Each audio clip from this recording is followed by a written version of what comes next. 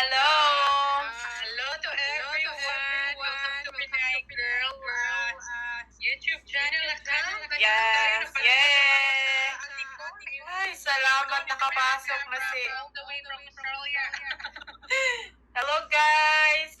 Ngayon nakapasok na si Maria Lasin. Kasi yung iba, pumasok yung isang naming kapatid. May pumasok na isa, yung iba hindi makapasok. Hindi ko na alam bakit ganito sa YouTube. Merong kasunod. So yung mga guest mo ngayon, is mga sister talaga natin. Ano mo guest ngayon? Yes, kaya nga sabi ko sa mga subscribers, followers na Chika with Family ako, live with family, with Maria Lassen and the rest ng mga sister natin. Kaya hindi ko pala alam na bawal pala sabay-sabay. Siguro. Baka na bago na pagkalala. Marami namang pwede mag-join. Siguro, hindi na pwede ngayon. Hindi ko ma-invite Kasi sila. together live. Yes. Hindi ko din sila ma-invite. Siguro isa-isa lang kasi sa Facebook, di ba pwede lahat? Oo, kahit ilan, di ba?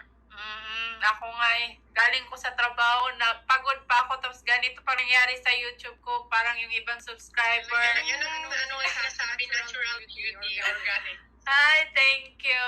Ikaw lang naka-appreciate ata. Three. Sabi, joke lang. hello to Jennifer. Ang gaganda niyo, ma'am. Kayo din po. Hello, guys. Hindi sila, yung iba, alam mo ba, yung iba, hindi sila maniwala na magkapatid pa rin tayo. Kasi nga daw, maganda ka, ako pangit. Sobrang ganda kasi ni Marga. Maputi. Pumurina. So, siyempre, yan ang Hoy, I like your, dami kasing followers mo dito sa Amerika, alam mo ba? May mga followers ka dito sa restaurant, tapos sabi, uy, si Marila, idolize namin. Sabi ko sa kanila, oo naman, kapatid ko yun, syempre, parang ina-idol na rin nila ako. Ay, grabe. Nakakataba ng puso. Alam nyo guys, itong ate ko na si Pinay Girl, ang dami ng followers sa Facebook niya. Oh, yes. Thank you, guys. 1 million followers na po yan. Ay, thank you so much, guys. Kaya super grateful sa mga solid Pinay Girl. Hi naman kayo sa amin dyan. Bahambol lang yun si Pinay Girl kasi sabi niya, baguhan lang ako. Oy, hindi ako, guys, hindi ako humble. Maldita ako, sa totoo lang. Joke lang. Sabi kasi nagsasabi ang maldita, mas maganda yung maldita na lang siguro para... Kasi magkaiba yung aura natin. Ako kasi para akong maarte tingnan, pero sa totoo, hindi naman. Hindi naman. It starts with the heart. Pareho lang mababait. Yes. May alam mo, anong masasabi mo sa ibang followers na nagsasabi na, oy, bakit mo binabanggit yung pangalan ni Marie Lassen? Gusto nilang malaman na bakit ko daw binabanggit yung pangalan ko. Magkapatid. Magkapatid kailangan talaga eh. Mahirap naman hindi ako babanggitin na ako sa Amerika eh. Magkapatid, proud ako sa kanya. Kasi pareho po kaming influencer, pareho po kaming content creator. Yes, kasi parang hindi sila maka-get over na bago lang ako nila nakilala. Oy, bakit mo binabanggit yung YouTube? Pero yung Facebook page mo, ang dami ng followers. Yes, sa mga hindi nakasubscribe siguro. Ay, yung iba, nalaman lang nila nung nakita nila yung yung promote mo yung page ko. So, uy, kapatid ka pala ni Maria Lassen. Oo, nakita ko kayo. Pero, so masasabi ko sa mga nagsasabi sa'yo is, siguro dahil paminsan-minsan din kita mabang vlog ko, minsan, talaga ko din nababa. nawawala yung signal. Umina yung signal. Yesterday lang sa vlog, so, siguro, masabi nila, di ba naman nabanggit ko si Pinay Girl. Sometimes, nandiyan na sa mga ending ng video, di ba? Oo nga eh. Tapos sabi nila sa akin na Nakalimutan ko tuloy. Yung ano pala, nalilito ako. Yung ano pala, sabi nila na, ano yun, nakalimutan ko. Nasa utak ko na eh. Naku, ganun talaga ang sis, ang social media. Ay nako, ang daming mga negative side na kung anong gustong isabi sa iyo, you know. So, focus na lang sa positive side. Be yourself. Kasi yung tao talaga pag gusto ka nilang panoorin, tapos yung mga vlog mo, define it so inspiring. Daming ma-inspired sa'yo. Alam mo, yung tao talaga, hindi natin yan pipilitin naman, di ba? Kasi alam nila kung anong gustong video, anong gustong klase nilang tao. Kagaya sa sa Facebook page mo, 1 million followers. So I'm sure, nagustuhan ka nila. Imagine 1 million followers na nagsubaybay. Oo nga eh. Hindi pa rin ako makapaniwala na dati kahit 10,000 followers ako, sobrang saya ko na. Ngayon na nakuha ko, na-reach ko yung 1 million. Parang hindi ko alam kung totoo to, pero sige, patuloy pa rin. Basta video na 10 million viewers ka. Ang dami. Oo, 5 million, 3 million. May isa akong video na nag-10 million. Kilala kasi or Facebook page ka. Pero sa YouTube, tuloy mo lang, upload ka lang ng maraming video, yourself, and then alam ko yung manonood sa'yo is maraming matutunan sa realidad sa Amerika, di ba? Bilang Pinay na nakatira sa Washington in USA. Realidad kasi for real talaga yung ina-upload yung trabaho mo. Tama. Kaya sabi nila, magpatuloy ka lang sa pagbablog. In-explain ko sa kanila na mga, bago pa pa dito sa YouTube channel, yung pagbablog ko nga, kahit yung pagsasalita ko. Pero ngayon, natutunan na kunti. Siyempre, ako Bisaya talaga, hindi ako marunong as in magtagalog. Kung magtagalog ako, para akong, hindi diretso. Hello to Oni. Thanks for watching. From Canada. Wow. And to Mary Jane, hello po. Ganun naman talaga tayo pag Bisaya. Hindi tayo masyadong confident mag-Tagalog. Especially ako. Pareho lang naman tayo, Bisaya. Pero I choose to speak Tagalog dahil yung Bisaya nakakaintindi ng Tagalog. So, parang pang lahat sa Pilipinas pag Tagalog. Pero iba talaga yung namin guys, lingwahe namin is Siargao no, is not Bisaya. Instead, sasabihin mo ayaw, we say ajaw. So, ganun yung ko nga. Sa Siargao, with letter J-Jar. Oo, daming nagtatanong sa akin na, taga Siargao ka pala, diba, iba yung salita dyan, iba, mas malalim pa sa Cebuano. Pero nakakaintindi kami ng Cebuano, sila hindi nakakaintindi sa amin. Ang hirap. Yung ibang Cebuano na intindihan nila, may mga... Pag mong dibdibin kung may mga tao mapagpinta or judgmental or ano ba kung anong concern lang sila sa'yo. Kasi sometimes kasi merong concern lang sila sa'yo. Then minsan iba din yung pagkaintindi natin. So, ako din is bago din talaga nagkaroon ako ng mga supporters. Iba din talaga sa akin ang salita ng mga masasakit. Especially sa speaking English ko, no? Sinasabi ko. Ang galing mo nga. Daming nagsasabi na. Kami ng asawa ko ngayon. Bakit mas arty? Pero ako nahihirapan ako mag-English.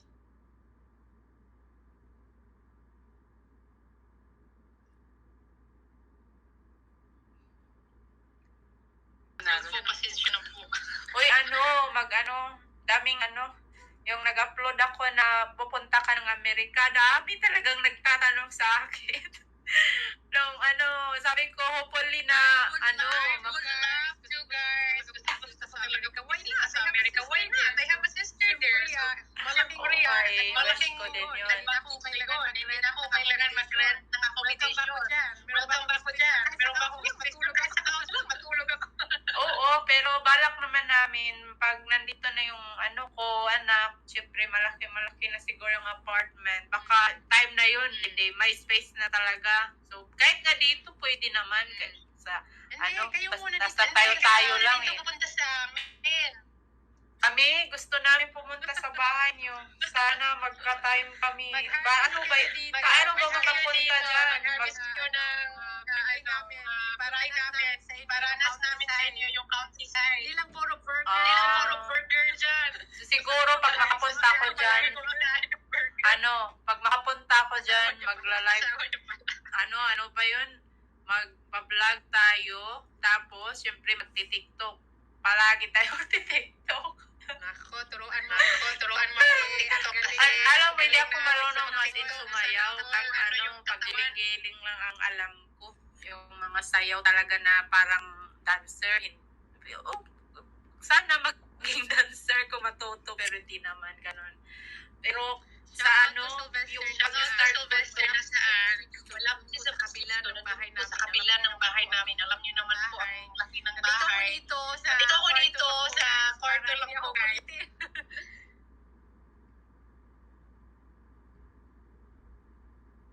No.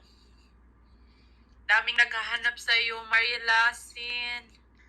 Hi po, paki-subscribe po sa mga followers ko po dyan. Pakipindot niyo po ang subscribe sa channel ng Sisi ko. Yes, guys. Thank you for supporting me. Pwede ba? Stay sa na. Alam niyo po, ang layo po namin. Nawawala yung signal. More likely, Melbourne City. Napakalayo po namin, very countryside. Malayo kayo sa city or ano? At least in the city, ang layo po namin, very countryside dito. Ay, malayo kayo sa city?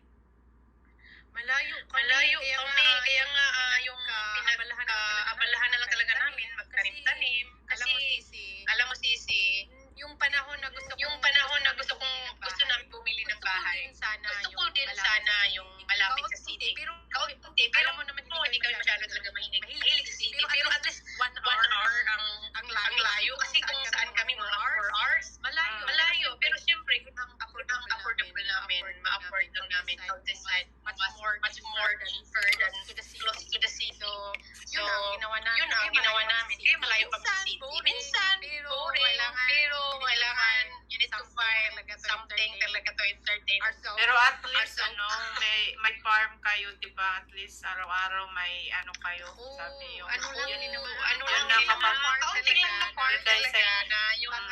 pangkain lang.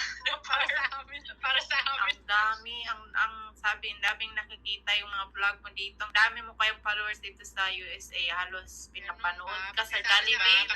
Alam mo, yung nasa Jollibee, pati kay Kuya, mga followers ko. hinahanap ka lang. Sabi kay Kuya, uy, si Maria Lasin, magkatrabaho pala kayo ng kapatid ni Maria Lasin. Sabi ko, talaga Kuya? Sabi niya, oo, mga 10 daw sila kumain sa Jollibee. Sabi ko, sino ba yun? Mga grupo ata daw. Sabi ko, thank you po sa pag-support sa kapatid ko at sa akin. Kasi nagpapalo na din sila sa akin nung nalaman nila na sister tayo. Siyempre sabi nila, magkapatid pala. Tapos dami nilang sinasuggest, mag-vlog daw ako dito sa Washington. Minsan, busy talaga ako. Ngayon nga, busy pa ako sa trabaho. Pero alam mo, Sisi, at least kung hahanapin ako nila, nandyan ka. Kasi sikat ka din na content creator. Hi, Diyos ko po.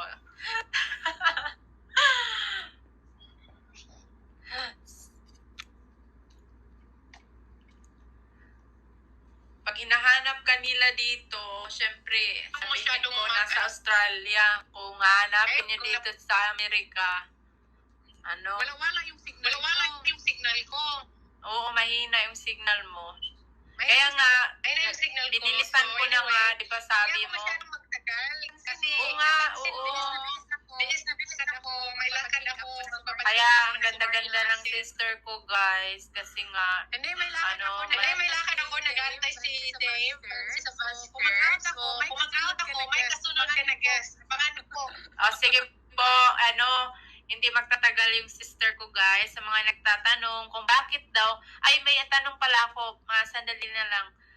Sabi nila, bakit daw wala tayong video together? Kung sabi ko sa kanila na hindi ako mahilig dati so na mag-video-video kaming dalawa. Ngayon na lang ako. Panoy ako sa kanya, sis, join ka mag-vlog. Hindi talaga siya mahilig. So, yung napanood. Sobrang maldita ko dati, guys. Hindi pa siya nakapunta sa Amerika.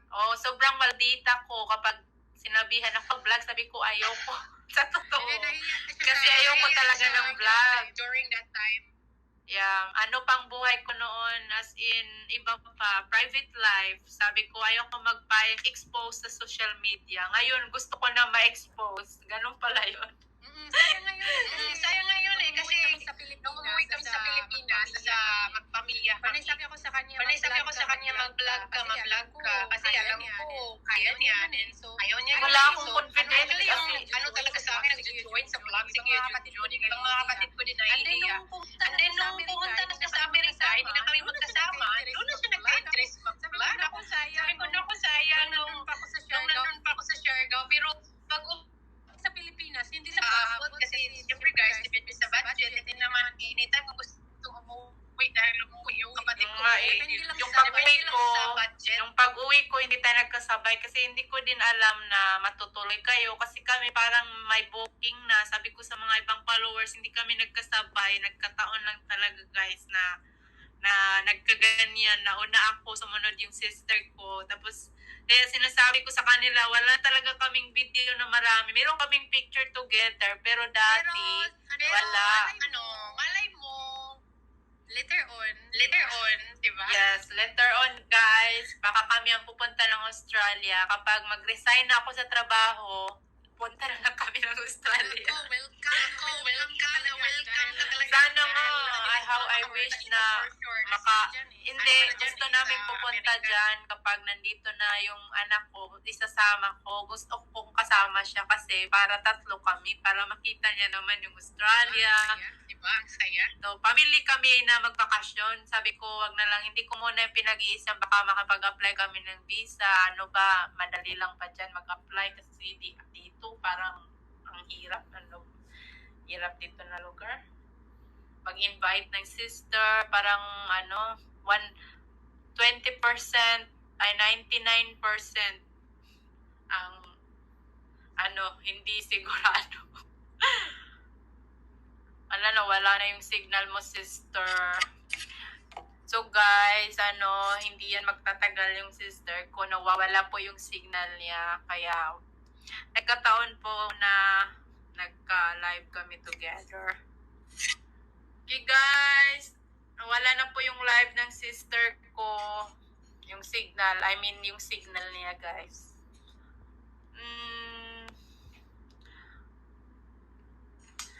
May susunod pa po akong tatawagan, yung iba kong kapatid. Sana nga lahat kami guys na nawala na po yung sister ko. Sana nga lahat kami ay parang sa Facebook kung i-invite ko lahat makikita. Ngayon ay hindi po. Yung iba kong kapatid parang nagagalit, ba to? Kasi first time nila mag-YouTube. So, sabi ko sa kanila, hindi ko din alam kasi bihira lang po ako dito sa YouTube channel na mag-live kasi ako sa YouTube, hindi pa ako as in marunong yung paano mag-invite, kung pwede ba ng marami. Hindi tulad sa Facebook na lagi lang ako sa Facebook, nakatutok talaga ako sa Facebook ko. Ngayon nakapag-live ako with my sister, lahat po sana sila, kami lahat, para masaya kasi may parapol pa ako sa kanila sana. Kasi nga, sabi ko sa kanila, i-invite ko kayong lahat sa aking live at saka yun, magra-raffle kami. So ngayon ay hindi matutuloy kasi nga mas maganda sila sana lahat. Kaya isi-search ko muna yung paano i-invite ng 5 sister or 6 kung hindi talaga sa susunod na araw baka makapag-live ako ulit with sister. Anuhin ko muna, pag-aralan ko muna kung paano sila i-invite ng marami. Pero kung wala po talaga tayong magagawa. So guys, sa susunod kong sa susunod kong live ay kapatid ko naman, no? Kaya, biglang nawala yung, nawala si Marie Lasing kasi na, yung signal niya mahina kasi may lakad din sila. So, yun lamang po muna guys sa aming live ni Sister Maria Lassen. And to all of my subscriber, followers, thank you for watching me guys. Kahit nagkaganito yung live natin, no? Pasensya na po kasi ako din nalilito na at parang gusto ko na rin matulog. Kaya thank you everybody sa panonood sa akin palagi and sa support. Of course, always grateful na meron akong mga subscriber and followers and more blessing and followers to come. So guys, thank you. Ang susunod nating live ay mga isa-isa yung sister. Pero titingnan ko po kung okay na po yung account nila kasi nagka-problema. Yeah, thank you everybody. Pasensya na po.